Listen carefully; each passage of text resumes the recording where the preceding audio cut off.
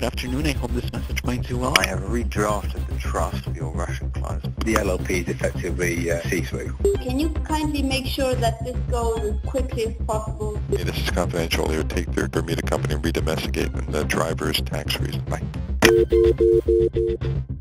There was Panama Papers, but then we soon realized this is something big again.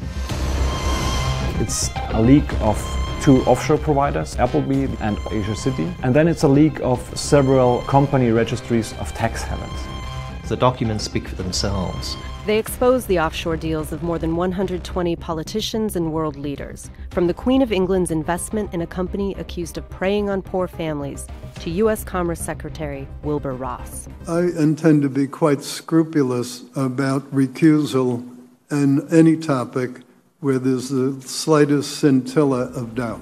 The investigation reveals that Navigator, a shipping firm in which Ross holds a stake, has been making millions of dollars from its business with Seabor, an energy company co-owned by the son-in-law of Russian President Vladimir Putin and 2 Russian oligarchs. We're seeing some of the biggest corporations in the world, Apple. We don't depend on tax gimmicks. A year after that hearing, Apple responded to new laws on tax avoidance with a new strategy that allows it to keep paying ultra-low tax rates.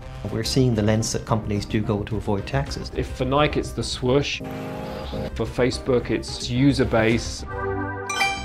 US companies, they've taken a commercially smart move to park their intellectual property in offshore or stateless entities.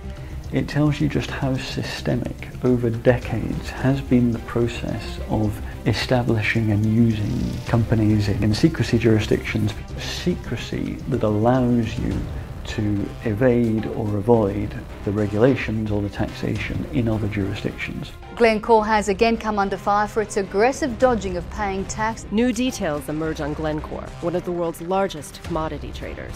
This is a group of 154,000 employees and contractors around the world. Files reveal that the company has fought off lawsuits and tax bills and has diverted millions of dollars through tax havens. This is a mainstream part of the global economy. In Canada, the investigation reveals the offshore deals of the ruling Liberal Party's key insiders. How will you measure success? By the money coming in the till. It's pretty easy. While Prime Minister Justin Trudeau was campaigning on tax fairness, well, across the country, people have told me that we need better. Documents show that his chief fundraiser was tied to a trust that kept millions of dollars in the Cayman Islands. In Mexico, the files reveal new details on the Legionnaires of Christ, a religious order founded by a Catholic priest who was also a sex offender. Martial, Martial. The documents lead to the organization's offshore companies, with representatives in Rome, near the Vatican. In Europe, the ultra-rich have been exploiting the Isle of Man's lax rules to register multi-million-dollar jets. They need to touch down on the island only for a couple of hours to avoid consumption taxes for good. In Africa, Mauritius is an island once known for its sugarcane production.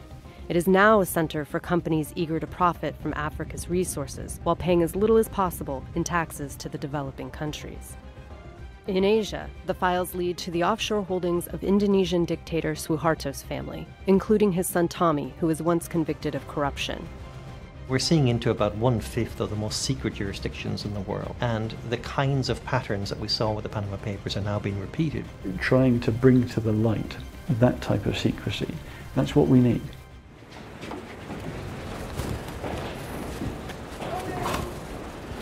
Morning, ma'am. We're with the International Consortium for Investigative Journalists.